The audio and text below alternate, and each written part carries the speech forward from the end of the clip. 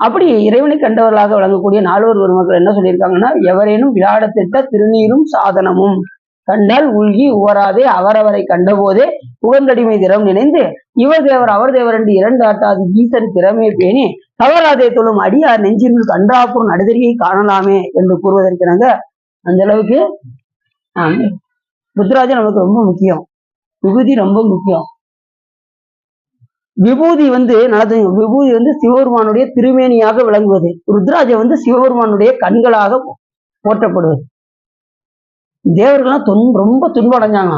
அந்த தட்சனுடைய வேலையில முடிஞ்சதுக்கு அப்புறம் சூரவத் பண்ற 108 யுகங்கள் கஷ்டப்படுறாங்களேன்னு தெரிஞ்சு சிவபெருமான் கண்ணுல இருந்து கண்ணீர் வந்துதான்.